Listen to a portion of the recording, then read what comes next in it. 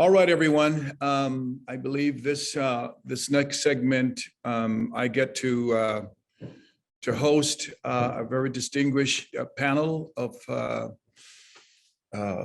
leaders that are going to be taking on just a few questions. I think a reflection from Dr. Hill's talk. Just a quick introduction myself. Once again, I'm Reverend Rifat Mott. I pastor Generations Church here in New Rochelle, New York, and I'm privileged to facilitate this session. Just a quick interview and just some rules of engagement, or quick introduction rather. We have Reverend Dennis Dillon, which is the distinguished publisher of the Christian Times. I believe he's holding down the city of Brooklyn, the man of peace there. Reverend Philip Park, president of the Asian American Association. He's going to be sitting in on this discussion, adding value from, I believe, the Asian perspective. As well, Reverend Dr. Jeffrey Barker, the executive director of the Palmer Institute. I'm going to just take, I think we have an hour or so. And what I want to do with our time is I've composed 3 questions for the panelists, and each panelist will have an opportunity to answer each of the questions posed in turn. And of course, if time permits, additional commentary can be added. But what we're going to do now is just kind of allow for their voices to be heard.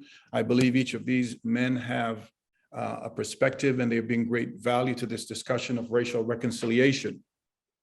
And the goal of this symposium, and it's really to address how can the church be an agent of reconciliation in the post-George Floyd world. So obviously the questions, I've tried to compose them to as much as possible, cover the gamut, I think, of what I think would bring value to this symposium, and leave those of you who are here with some answers to the questions that you may have been wrestling with about how to engage in this world. I will say this, that it is difficult. It's almost like no matter what we do as pastors and leaders, you're going to create some kind of friction with some group in your church.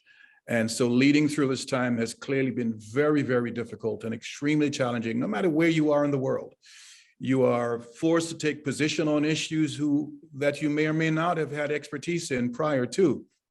And so it has been a challenging time indeed. But I believe that, we've heard some good things from Dr. Hill today. And of course, now our panelists will get a chance to speak and to respond to the questions that I've posed. So here goes the first question I'm going to ask. And Reverend Dillon will go first, Reverend Barker, and then Reverend Park will take this first question. So the first question is this. In some church circles, the topic of racial reconciliation has always been a part of the conversation, although not always a part of our practice. How are some ways that this post-George Floyd era has helped or hurt efforts to move our conversation and reconciliation efforts forward? In other words, describe what, if any, good has come from it, or how it might have made things more difficult for us to talk about reconciliation. Reverend Dillon. Well, thank you so much, Dr. Martin. We certainly appreciate your guidance and your leadership. And I just want to take a quick moment to salute Reverend Gabidon and the entire team for bringing this forum together. And my salute to my fellow panelists. I just want to make the point that what the George Floyd situation has done, it has clearly created the room for the conversation, or it has heightened the need for the conversation and for the dialogue.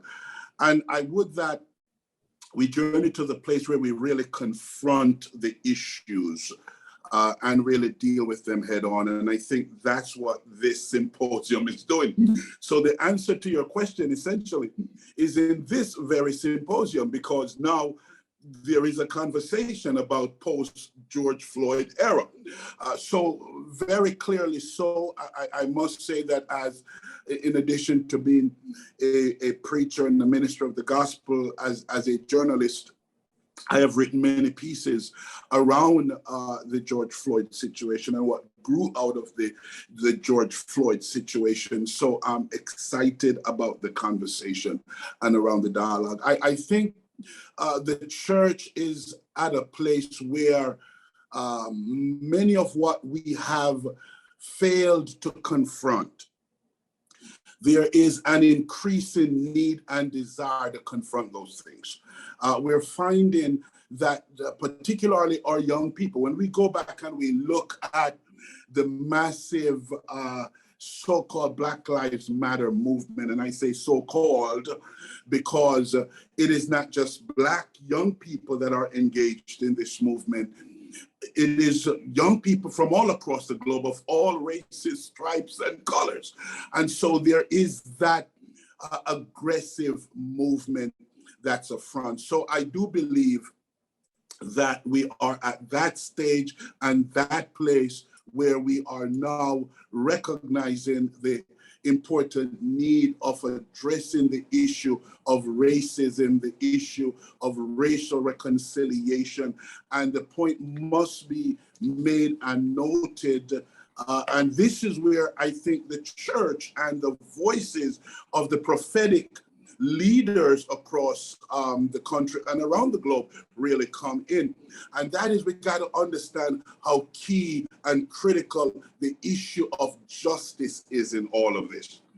When the word of God in Isaiah chapter 28, I think it is, and it's probably close to verse 28 as well, it talks about righteousness as the plumb line and the justice as the measuring line. I think we're at that place where everything now needs to be measured in terms of righteousness, a plumb line, which speaks of a vertical relationship with God, and the measuring line, which speaks of a horizontal relationship with each other. Excellent. Though I did not state it, we have 3 to 5 minutes to respond. You are right in the pocket, and I thank you for that. So let me ask you, since you have like a minute, do you feel that in any way at all, we see the positives growing from out of the movement? Do you see any unintended, maybe negative consequences that may have made reconciliation more challenging or the conversation tougher? Yeah, I think there is no doubt. Yes, I do. I think there's still a huge element within our community, and I'm talking about our faith community. More specifically, I'm talking about our cleric community, the community of faith leaders, where we are more resistant. You've got some children who they become more stubborn when they're confronted with certain issues. You think they would change and adjust, and they become more difficult.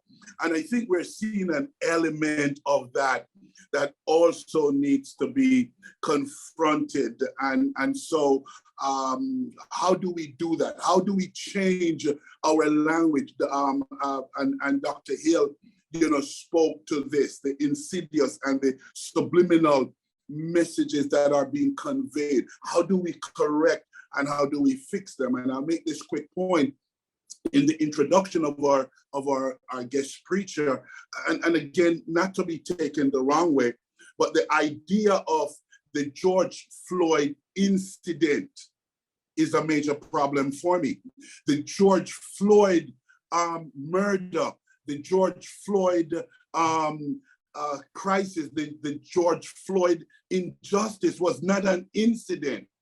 Dictionary.com describe an incident as an embarrassing occurrence, an occurrence of seemingly minor importance. So we got to also watch our language.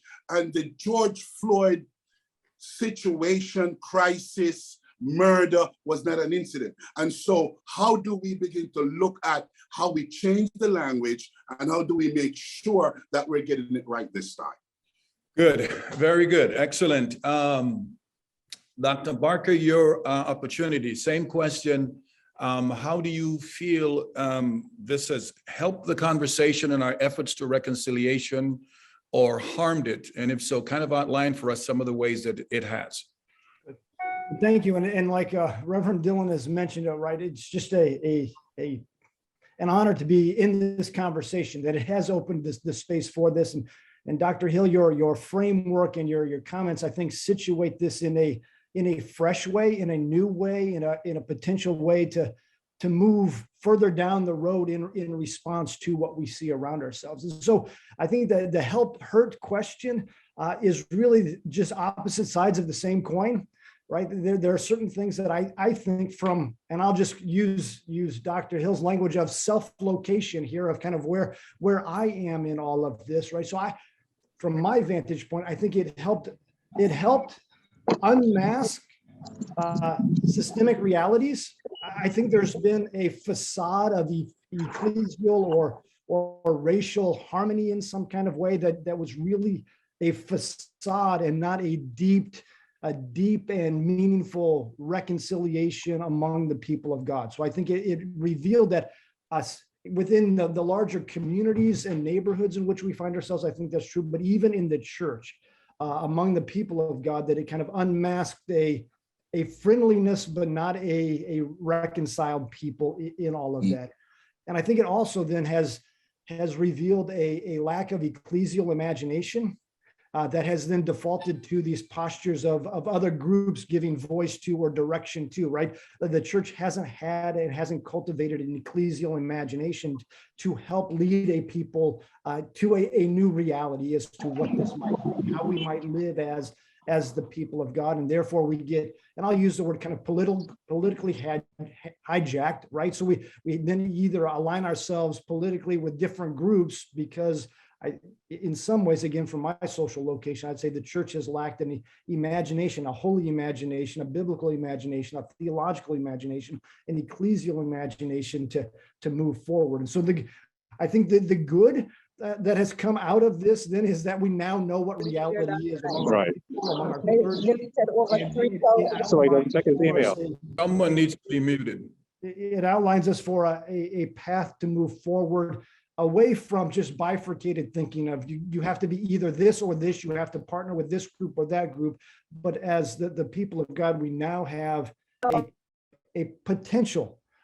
And this is where I think Dr. Hill's work really comes in. I mean, he is cultivating within us this imagination. He's imagining a way in which we don't need to align ourselves with Right. different things that can lead the people of God in all of that. So thank you. Dr. Barker, that was very good. Both of your responses have been very good. I will reserve any comment until I hear from Reverend Philip Park, our Asian brother. Is going to just share an answer to the same question. The whole issue of reconciliation in the church has been in our conversation, but not as much in our practice. How has this post-George Floyd world made that conversation and our efforts easier or more challenging? Reverend Park. Hi, it is my privilege to have this divine opportunity to share with you as looks like a representative from the Asian American churches and communities. It's very first time to connect with you this symposium, and it seems for me it's time to inform you what Asian American church and communities for their conversation and reconciliation effort forward, and that renewing their perspective on racism and reconciliation. Since then, George Floyd has come a symbol of police violence against Black people, and the Black Lives Matter slogans around the Asian community as well have been heard everywhere with his image. At the same time, there was a collective movement of Asian American in this regard. Asian slogans such as Asian Lives Matter and Stop Hating Asians Worldwide. However, Asian Americans believe that the Black Lives Matter movement was able to resonate so much globally because all races had one united voice on the issue of Black rights. So one of the necessary solutions to the problem of the hate crime against the Asian, they have learned and renewed the awareness that not only the unity of Asians themselves, but also engagement of other ethnic societies and communities and has become more important. And the equal treatment Asian Americans still enjoy in this land, United States today, came at the cost of the sacrifice made by so many Black people. And we are learning. And no matter also how the Asian tried to deny it, it made them realize that they are minority in this land anyway. In the midst of this, the Asian American Christian communities have started to come up with a practical alternative to eradicate crime. For example, Asian American Christian Collaborative makes many good programs start since George Floyd accident and kind of so many webinar. And then the Council of Korean Churches of Greater New York, CKC, amplifying the voices, issues, and histories of Asian American in the church and society locally and nationwide. Particularly the National Conference of Korean Presbyterian Church, NCKPC, recently sent the official document to local government asking them to come up with a legislation to prohibit racial discrimination. So this kind of effort since George Floyd accident coming out and more Asian American community churches involved and start so different way to do it.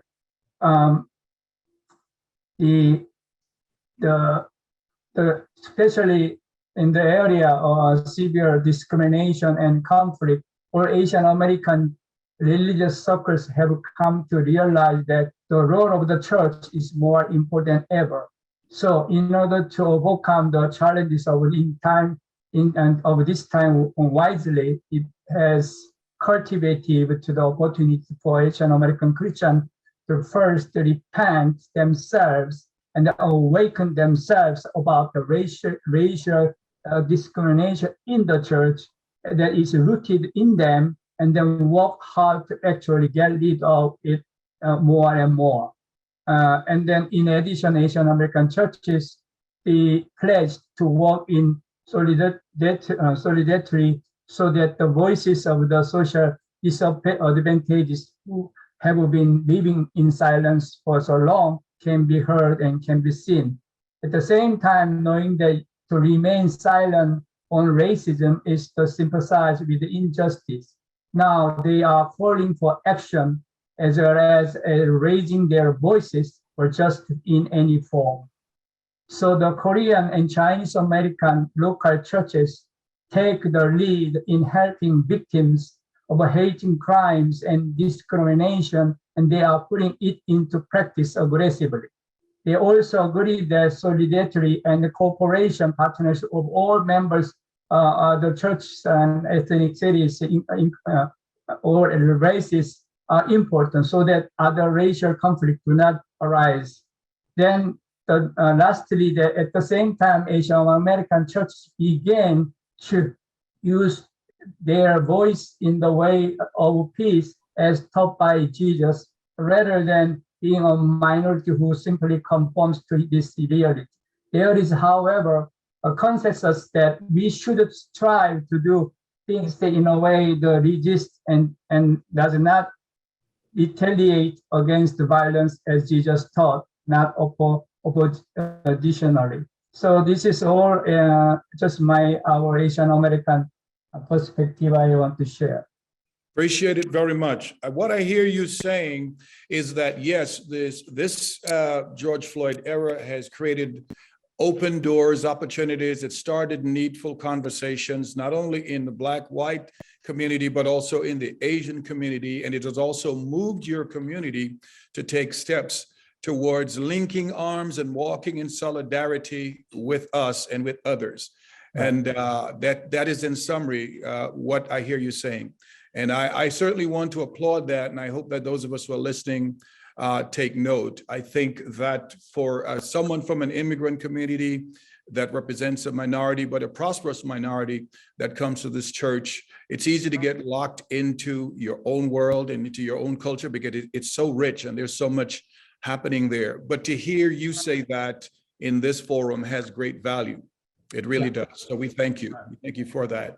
All right, very good insight so far. I hope you all are taking notes. I want to get to two more questions if we can. And if Dr. Hill is still here, if at any point in time you would like to respond or speak into one of these things, Dr. Hill, also, we would welcome that. Dr. Hill talked about the need to break with cultural norms. That's a big theme in the book, and he did spend some time dealing with that today in his talk, which I so greatly appreciate. He talked to us to talk about the need for us to, like Jesus, move beyond our palace relationships, the places that we are most comfortable, and to engage others outside our comfortable church and cultural circles. Now, in your experience, Reverend Dillon, what has been some successes or failures that you might have had in doing this? Talk about, if you would, some of your challenges in relating cross-culturally in your context. And it's a great question, and the idea of breaking cultural norms, the idea of moving beyond a single homogeneity to really, bring about a multicultural church, a multicultural Christian community is great in theory. The problem, particularly in these United States of America, is that there is what we call a Black church. And obviously, if there's a Black church, there's a white church, there is a Korean church, there is a Latino church. Let me tell you the reason why there is a Black church. There's a church in Harlem called Abyssinian Baptist Church. The way that church started was First Baptist Church, which is now on Broadway at about 70-something street. That church did not allow Black people to go sit in the pew where you like to worship God. Couldn't sit in the front. They had to go to the balcony to sit. That's the only place they could worship and pray to the same God. So they obviously recognize we can't even serve God freely here. So they went and started Abyssinian Baptist Church. When we look at the formation of the IPMI Church, the IPMI Zion Church, we can go back to Philadelphia and talk about Bethel Church, and Black people could not worship. So again, Richard Allen had to go and start his own ministry where they could. So the end result, and we could give tons of examples all across the United States, is now Black people are worshiping because they were not allowed to pray with white people, sit in church and worship God freely. And so that got created. I think the healing now has to take place in order for there to be this coming back together. And white folks, white churches, white organizations are yet to properly, and I add the word properly, make amends and fix all of these things that they've made wrong. So the end result is that you still have Black people coming together, worshiping by themselves, and whites. The reality in a lot of cases, let me give one other practical example. A church in Brooklyn, New York, started many years ago, a white pastor, a white congregation, and Blacks start moving into the congregation, Latinos start moving into the congregation. Before long, all the whites in that congregation has left that congregation. So it remained a church with a white pastor, but today, that church is a majority Black, Latino, and other races. The white folks they've taken flight. So I really think to solve this problem, we have to journey back to the white leadership, making some amends, correcting some things, and re-educating their community about some of these issues so that we could create the kind of cultural and ethnic and racial diversity that we're talking about. It's sad and troubling for me that the church is ethnically and racially divided while we are theologically united. That is it. That is in fact a dilemma. I honestly, as a person who's an immigrant and who shares a mixed heritage of my mother's Jamaican, my father's Cuban. I understand immigrants and I understand culture. I understand the powerful language to unite or the lack thereof to also be a point of division. I also believe, though, for us as Christians, I don't know, I think there's only one race. There are many ethnicities and diversity of culture, which should be celebrated. I just celebrate the human race. I think we really need to even begin to reshape the language of how we speak about race. But I appreciate the challenges that you shared there, Reverend Dillon. They're real, and we may not be able to overcome all of them. I still think that some people will still gather where they feel most comfortable. I think what's important is friendship. Anyway, Dr. Barker, would you also speak to that question for us? The issue of, relating cross-culturally, being intentional about that, and what are, if any, challenges you may have experienced, or some triumphs maybe in that area? I certainly hear Reverend Dillon's call here, and it is important for us to identify how we have arrived to our present circumstance. And so again, coming back and saying, what has this series of events that have kind of galvanized together in identifying, say, an incident that is more than just a one-time thing, I think is part of this naming reality, right? How have we arrived where we are, and then what do we do with all of that? And that's I think the question on the table now for us as we think through this. And again, I think Dr. Hill is trying to evoke this imagination for us, that we're not locked into our socioeconomic or our ethnic groups, but that we're somehow imagining a kingdom, a way of living and being that moves us in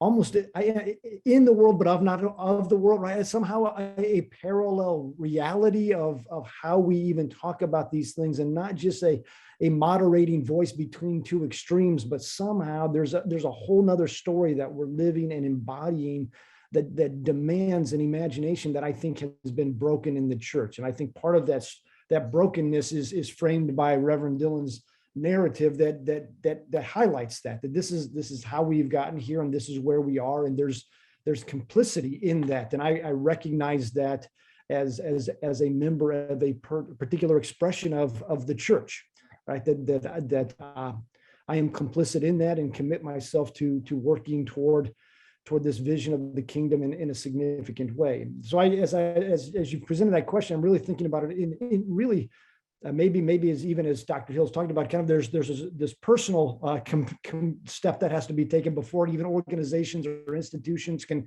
move forward in these kinds of ways. And I think the showing up, I've often talked about it as intentionally entering into other spaces.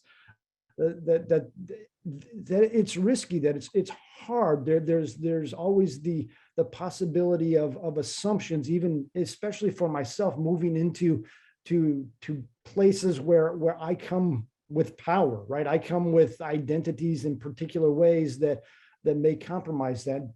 But for myself, I've been tutored, I've been taught to pay attention to what I feel when I move into these spaces, right? Well, and then to explore what assumptions or beliefs are linked to those particular feelings in that kind of way. And so because of the role that I have on the Metro New York District of the Church of the Nazarene, we have well over 100 churches worshiping multiple languages, and it is expressive of some of what Reverend Dillon has talked about. But I have to pay attention to why do I feel particular ways moving into some congregations and other feelings moving into other congregations, and why is that? And sometimes it's my own fear of offending in some kind of way because I don't know how to operate or what to say. Some of it is I walk into a congregation that is worshiping in another language and I have no idea what is even going on. And so am I going to make some kind of major blunder and offend an entire people unintentionally? And so I have to pay attention to what those feelings are, and certainly the language issue, right? How do we navigate some of those spaces? Because even translation isn't this word for word, idea for idea, because there are whole language systems that aren't even necessarily compatible as we think about it. We don't have shared words that we can work with. And so I think as Dr. Hill has tried to move us through this, there's a humility. I have to recognize my own social location and then pay attention to what I may be experiencing or feeling as we move into that place, especially with the long history that Reverend Dillon has talked about, right? That's a shadow that's over us, that as we make these moves, we have to be mindful of and purposeful in. Then what does this reconciliation really look like? And it begins with the notion that there was conciliation in the first place, right? That there was this vision of us as the people of God. So those certainly probably more failures than successes, but a tutoring that to pay attention, right? To move into spaces, to pay attention and to recognize the realities that are shaping us in different ways. Thank you so much, Dr. Barker. Dr. Hill, before I go to Reverend Park, was there something you wanted to chime in on that? Sure, I just think it's so well said, the posture, and I'm thankful for just the different insights. This conversation has brought a lot to the forefront, and what I've even learned is that a lot of times when I come in from what I would call a peacemaking narrative, if a heart is angry or offended, it can seem like being soft or compromising. So I have to brush that off and not really pay much attention to it because some people are hurt and they're upset. And boy, how embarrassing would it be to be a leader or a pastor and have a great vision for unity, only to have doors shut in your face. And it definitely purifies our hearts in the process on all sides to keep our trust in God for this unity and not man.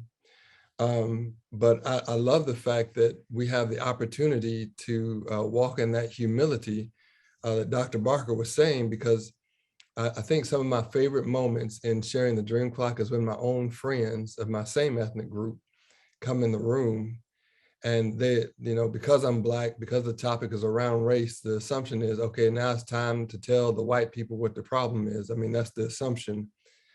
Even when I go into different settings, corporate America too, I can just tell, okay, dark skinned Black, he's talking about race. He's about to put shame on all of us. But one of the assumptions is assuming that it's all the other group and that none of the blind spots are my own and that all the problems I have are other people. And it's like, okay, well, what about the God factor? We just said God was with us, but then we said they stopped us. So where are we going to land? So I just wanted to put a highlight on just the simple fact that, yes, this has brought opportunity, but to go back to the scriptures and raise that up. And the thing that I saw that hurt us is that people are actually reinforcing their political positions. Like, no, let's review the word so we can do 2 Chronicles 7:14 and say, what have I done in this process? Clarence, did you have any selective sight? Did you give up because you got offended when maybe a wealthy person didn't you didn't talk long enough, in your opinion, and you saw them over there talking to somebody else that looked like them way longer? What else? No, Clarence, look in your own book and say, do you need repentance? And I think just acknowledging what if God actually would breathe in if all of us humbled ourselves? That's a piece of it too. Thank you so much. I appreciate you chiming in there. That is good. Thank you for staying on with us as well. Reverend Park, if you can, in about 2 minutes or so, can you tell us in your experience what has been some of the successes that you've had or some failures that you've experienced in trying to go out of your circle. I know you have a lot of experience ministering cross-culturally from your missionary background, so your voice matters powerfully here. Thank you.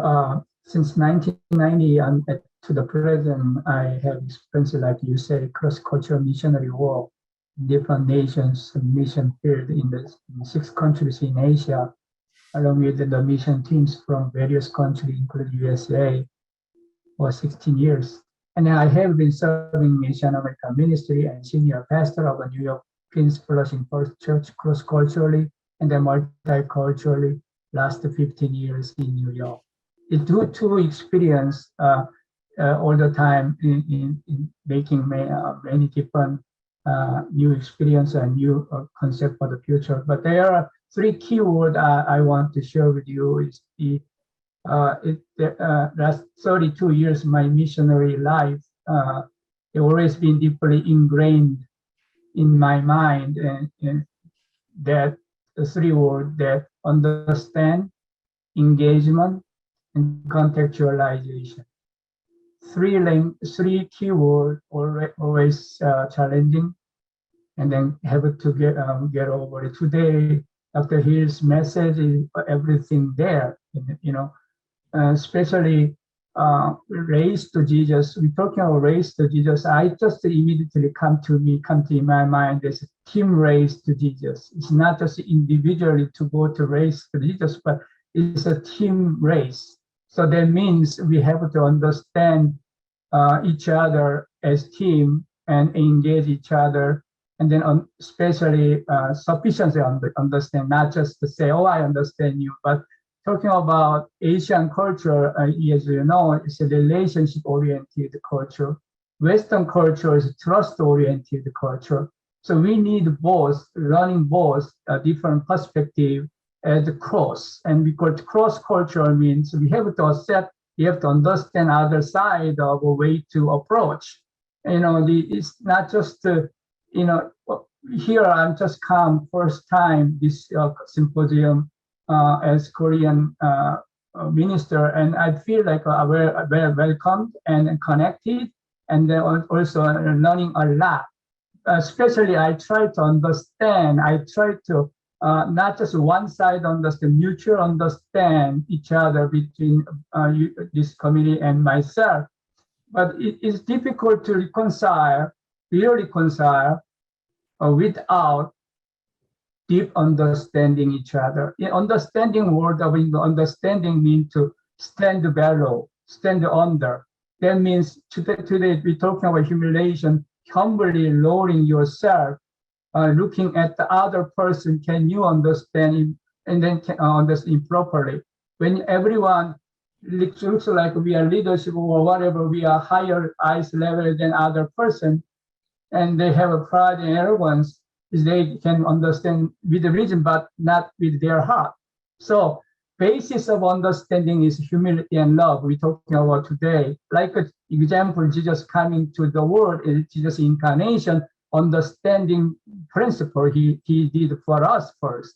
So today, just to, mutual understanding, in order to mutual understanding, I want to say we have to, today I love to hear Dr. Hill's or Clark's message, especially it looks like making me all my 32 years missionary experience making one in the one clap.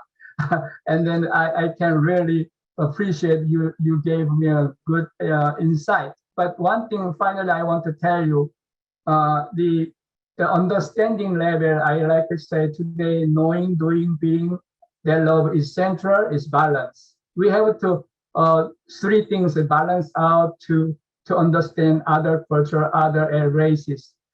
Finally, you say that hi and hello is important in your lecture, Dr. Here.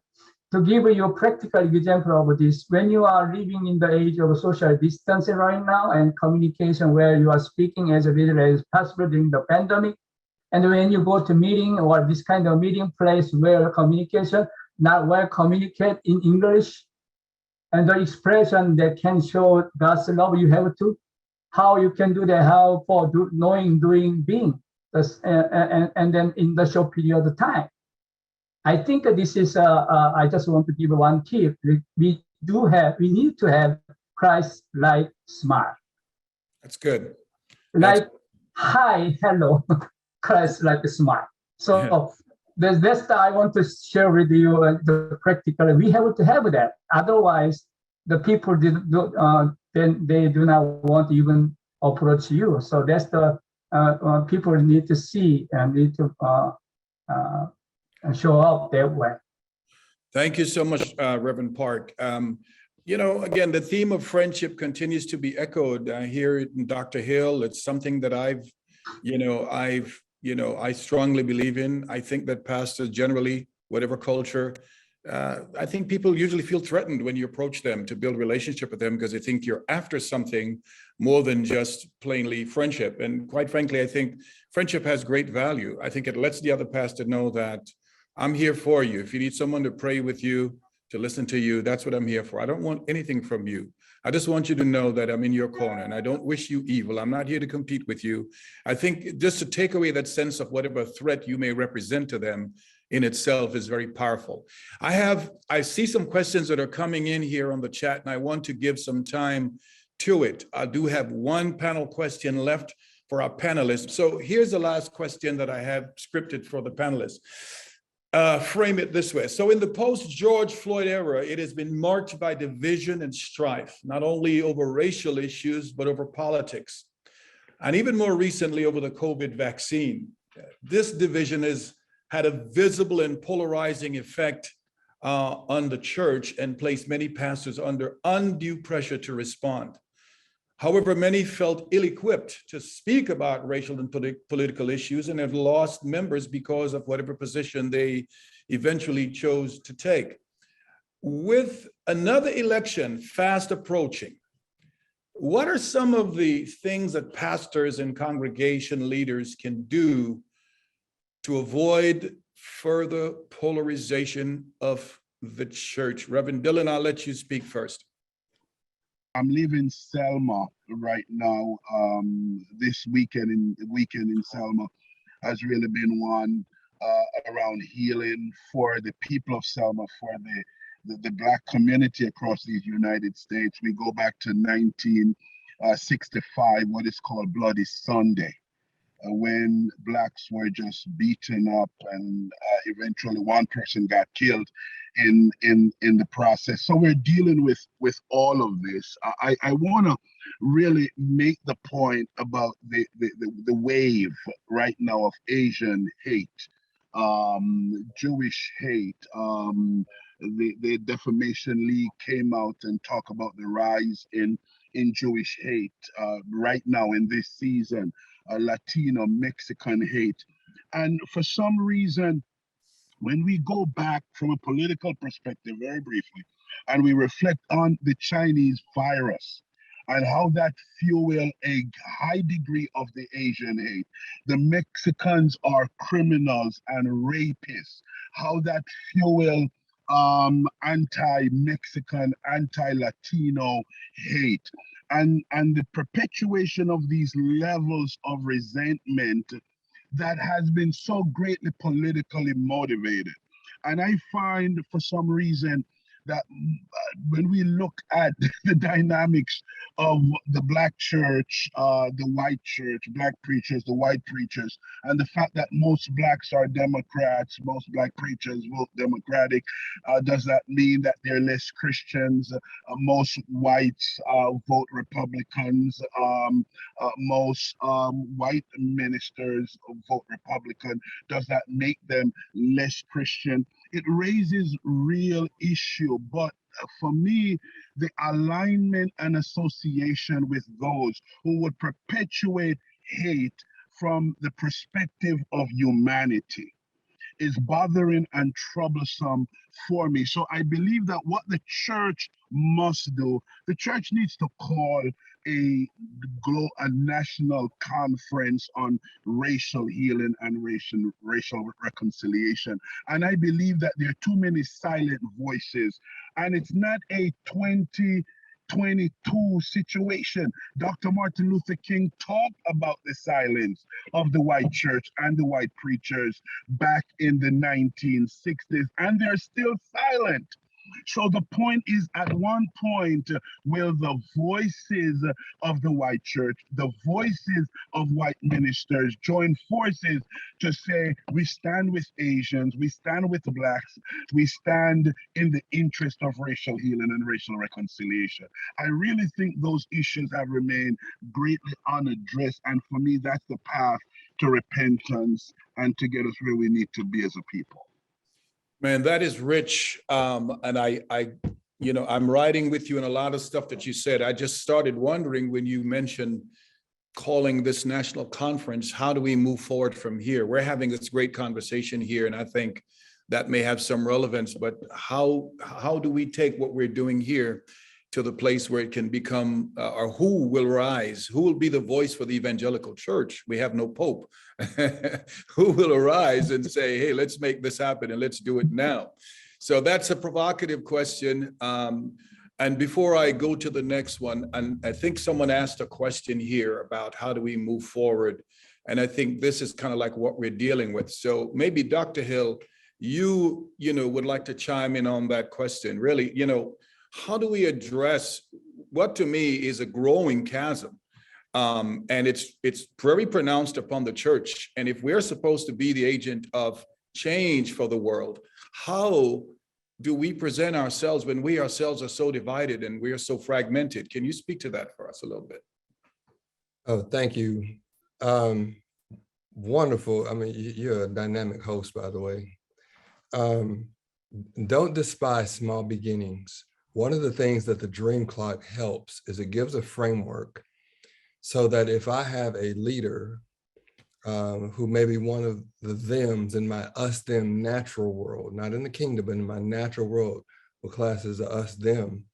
And let's say they're at 1 o'clock. They don't do 2 o'clock, or they don't do 3 o'clock. They don't show up in other spaces. What that does for me in dealing with leaders is I don't have to treat them or have expectations of someone who would be at 6 o'clock. If they have not served in another community under the leadership of a different ethnic group, if they've never been in that place before, it will not register because they've been so polarized. The only other dialogue is just like telling someone to go to Indonesia and speak the native language when they're from Russia. It's like they've never been around it. They don't know the customs, that there's no framework up there. So to have expectations for a 6 o'clock response, let's just back off from that. But then go to our power in Christ, where to not despise small beginnings. Name for me the professors of the universities in Jesus' day. Name for me the Rockefellers or the Jeff Bezoses and Elon Musk of Jesus' day. We don't know who they are, but we do know who the small beginnings, those fishermen, that tax collector, we know the unnamed. And so what I'm saying is, yes, we would love everybody to have the 12 o'clock commitment, but what the Dream Clock allows us to do is to go completely grassroots. What we're saying right now is this is the kingdom of heaven. This is a multi-ethnic conversation going on right now. This is Bishop Reefer Mott. He is driving toward this conversation. So to me, when we ask God for something, I think the big key to prayer is gratitude, which is acknowledging what he has done. Because sometimes we go into complaint mode and then we act, and God is like, I've raised up 300 reconcilers. Now they move the needle this much, but have we praised God for the reconciliation that has happened? Have we praised God for the fact that this is happening enough so that we can value these contributions, then start from there saying, hey, the whole kingdom effort is the little rock that hit the side of the great vision that Daniel had, and it destroyed these huge kingdoms. I would say we are in the midst of a move of God, and to not lose heart, because I think this would be maybe even a potential correction in our thinking. Until the great politicians and the pastors with the biggest churches say something, nothing's happening. And Jesus said, no, I'm finished when I grabbed a bunch of no-name fishermen. Mhm. And I just released the kingdom on the whole earth. So I think we're farther than we think. That's powerful. And in line with what you're saying there, Dr. Hill, I was also thinking, I read one commentator pushing back on the idea that Jesus did not institute a new covenant. And I said, well, what is this that we see here in the upper room? And I realized that as brilliant as that commentator was, it simply was, one, it was a bias, a theological bias. But secondly, I think it was because we tend not to see things that didn't happen with the big guys. It didn't happen with the high priest and the ruling class. So what happens in a small upper room with 12 no-name guys, what impact could that possibly have on the world, right? Literally. And I think it's the same kind of thinking. Dr. Barkley, if you don't mind, I'm going to kind of go with that same question for you. Talk to me a little bit about how does the church avoid, how do we go forward in this already, widening chasm? How do we avoid further polarization? How should congregation leaders, lead in this season of division? The challenge I think that pastors and church leaders are up against, right, is that we tell and share our Christian story and identity a couple of hours a week, and we're backlogged with other political identities and other things, nonstop, right? It's just pounding away. And I think sometimes our congregants, even pastors ourselves, right, we latch on to those identities as primary identities. And so I think as local pastors, I think the work is in Christian formation, right? How do we really take and some of the outline that certainly Dr. Hill has offered us here, but recover this notion of Christian formation at the heart of our work as ecclesial communities, right? That we are grounding ourselves in the biblical narrative and ecclesial imagination to say that I'm neither A nor B, because neither A nor B really reflect the totality of who I am as a follower of Jesus, right? And that I am independent from those identities, right? That in some ways I'm not going to live in this bifurcated world that places people over here and some people over here. And so I think, certainly our conversation has talked about ethnic identity, ethnic groups and wealth classes, but perhaps there might even be a conversation here about gender, right? Of men and women, and how all of this is playing out in this kind of way, and that maybe there are some blind spots in our rear view mirrors relative to gender, right? And what does this mean for us in this conversation as we move forward? So I think in a microcosm, right, on a micro level of a local church, I think it is cultivating an ecclesial imagination among a group of followers, as Dr. Hill has identified here, and that we celebrate this, right? We celebrate that we are part of God's redeeming work in this season of life, in this particular location in the world, and that the way I say it, we gamble everything on Jesus, right? We put all our chips in with Jesus. And we say, this is who we are. And we believe the same things that Paul talked about of reconciliation, right? Of breaking down the barriers between people, and that we commit ourselves to some of this. So I don't have concrete things but it's returning to prayer and study of scripture. It's a Christian community of sharing table, some of those very basic practices we have. Sorry, I took probably more time than I was allowed. No, that's all right. We are up against the clock, and I've got to wrap this. And I hate to do that, but I must respect the time because this is such a rich and so charged and so well-needed conversation. We didn't get to hear from Dr. Park on this, but I've got to give the time back to Reverend Gabbard. But I want to say that we should probably do this again really soon. And I also want to take it upon myself to say, if you have not read Dr. Hill's book, Race to Jesus, or The Dream Clock, I think it is a handbook. Literally, it is the manifesto. It is everything that you need, I think, to help pastors and leaders walk through this next season and to create that dream, cast a bigger vision for the church and for our place as an agent of healing and reconciliation in the world. I think that book holds many of the answers. So to all of us listening here, I don't know whether that book is being offered, but I want to take a moment and plug that book on his behalf. I've read many books on race. This one right here is saying, okay, we hear you. Here's the answer. Follow Jesus. All right, Dr. Hill, thank you so much for staying with us. Thank you for your time with us.